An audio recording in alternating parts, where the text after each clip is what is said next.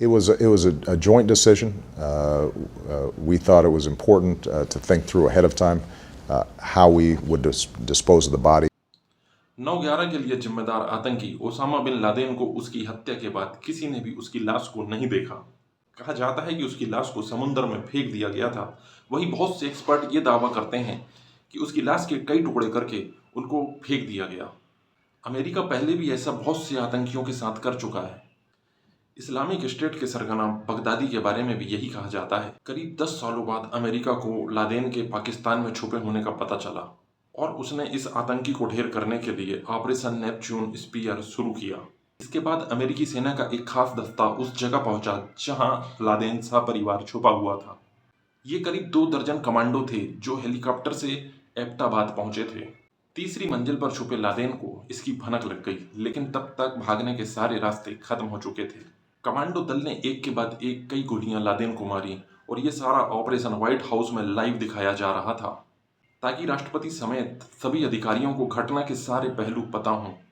इसके बाद लादेन का डीएनए टेस्ट हुआ ताकि ये पता चल जाए कि ये उसी आदमी की लाश है जिसे वाशिंगटन इतने सालों से खोज रहा था। ये सारी प्रक्रिया 1 घंटे के ही अंदर हो गई। इसके बाद अमेरिकी कमांडो उस लाश को एक बैग में पैक करके अफगानिस्तान ले गए।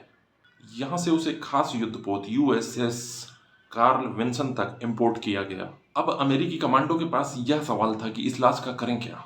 अमेरिकी सरकार को डर था कि अगर ओसामा बिन लादेन की लाश को इस्लामिक रीतियों के हिसाब से दफनाया जाएगा तो वह जगह कट्टर चरमपंथियों के लिए एक दरगाह या इबादत की जगह बन जाएगी।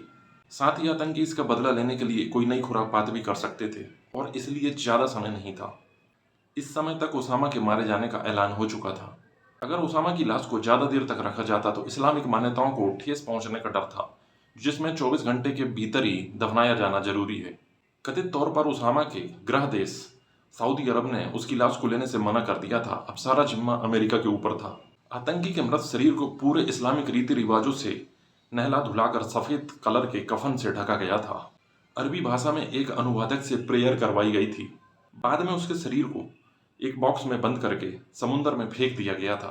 यह डिब्बा 150 किलो से ज़्यादा वजनी लोहे की जंजीरों से बंधा हुआ था ताकि कहीं लाश फूल करके ऊपर न आ जाए। ये सारे विधि विधान समुद्र के ऊपर उड़ते हुए ही पूरे कर लिए गए थे।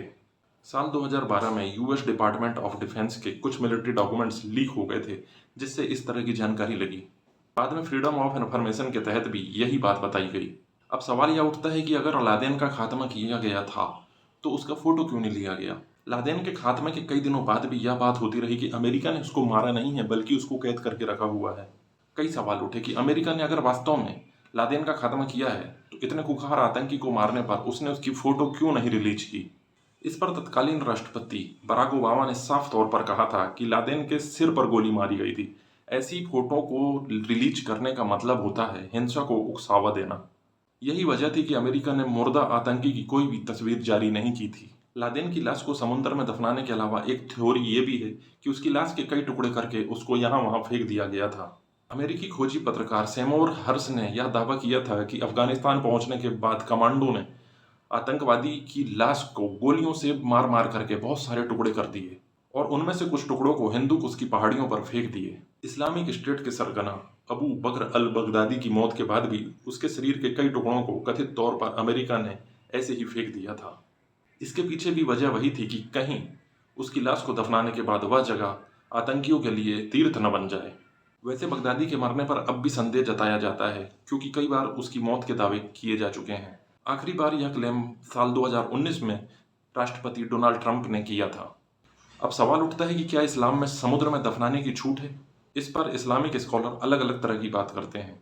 लादेन की मौत के बाद भी 2 धड़े सामने आए। इनमें से एक का कहना था कि समुद्र में दफनाना तभी संभव है जब मौत समुद्र में हुई हो, वरना जमीन पर ही दफनाया जाना चाहिए। वहीं कई स्कॉलर्स का कहना है कि इस्लाम कई जगह पर यहाँ पर प्रैक्टिकल सुझाव देता है। अगर हालात अलग हैं तो अलग अलग तरीके से दफनाने पर कोई बुराई नहीं है। तो ये आज हमने आपको बताया आतंकवादी ओसामा बिन लादेन की लाश का आखिर हुआ क्या, और अगर जो भी किया गया तो क्या ये इस्लामिक रीति रिवाज के हिसाब से सही था। उम्मीद करते हैं वीडियो आपको अच्छा लगा होगा। मिलते हैं नेक्स्ट वीडियो में, तब तक के लिए नमस्कार।